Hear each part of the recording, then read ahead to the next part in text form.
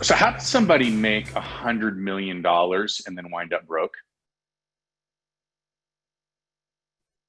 We see it all the time.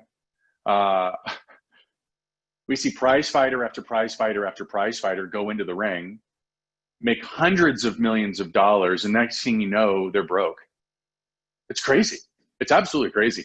I remember a long time ago, I think it might have actually been Hillary Clinton that said it, where she said it takes a village. And I remember how upset everybody was. You remember this? If you remember this, give me a thumbs up, okay? The people on the right were like, what are you talking about? Like, my success is not because of welfare. Like, nobody gave me a handout, right? And the people on the left, the Democrats, were like, well, it takes a village, and we all have to come together. Here's the bottom line: they were both right, they were both wrong.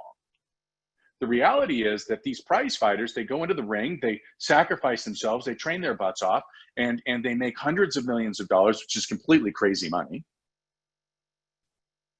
And then they wind up broke. And the reason they wind up broke is because they're surrounded by all these people that have never, ever, ever made $100 million. They don't know what to do with it. They don't know what to avoid with it. They don't know how to invest it, how to turn it into 200 million. They don't know how to spend correctly. They are the wrong people for the job. We talk about, you got to have the right focus, right? You've got to have your eye on the right brass ring. We talk about making sure that we lean into the pain, that we make the right decisions, and that take the right actions. We talk about the fact that we need to make sure that we're eliminating those people who are a negative impact, the habits, the people, the routines that don't serve our goals. We talk about all of those things. We also talk about making sure that you've got the right corner. And in this case, they had the wrong corner. It's one of the reasons that I get so frustrated when we are talking about somebody who wants a great marriage, or somebody that wants a great health and vitality, or somebody that wants to achieve X in their business, and they're investing their time, energy, money in people. I don't care if it's a training program. I don't care if it's a podcast. I don't care if it's a coaching or whatever, with somebody that hasn't achieved what it is that they want to achieve. You know what I'm talking about right now? So how does somebody who's never made $100 million serve in the corner of somebody who has made $100 million and counsel that person on what to do with the $100 million so that they get to keep the $100 million? Well, the answer is it doesn't happen.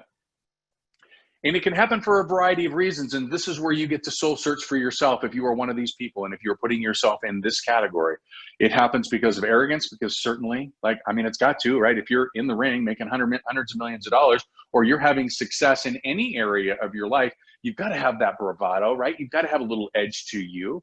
You got to have a little pride and ego that's feeding you a little bit, right? There's good and there's bad, right?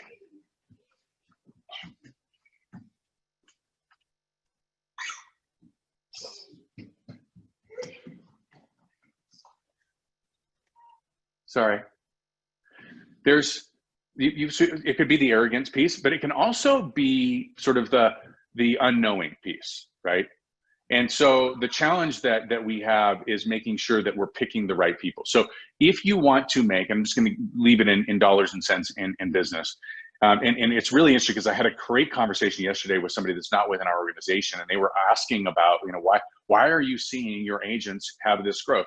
And we were having this conversation. Well, because we've experienced it, right? You've got a guy who started selling real estate in 2002, and he grew his business from, one person selling real estate to what we are today, right? So if you want to know how to get to $3 billion in sales, I'm probably not your guy. But if you want to know how to get to $1 billion in sales, I am, right? So you don't want to go out and find somebody who's been married 4 times, hasn't quite gotten it figured out, to counsel you and be in your marriage corner, do you? No. So if you're looking to make $500,000 in your business, as an example, don't hire a coach, don't hire a trainer, don't have somebody in your expensive seats of your stadium in your brain that's only made 100. Make sure that your corner is absolutely jam-packed with people that have been there before.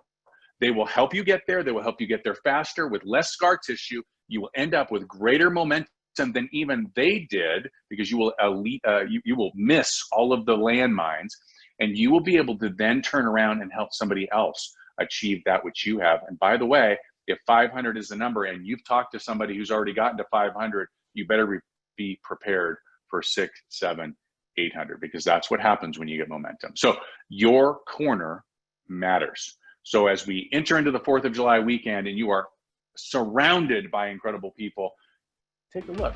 Should that person be in your corner? Happy 4th of July. Love you guys. Talk to you later.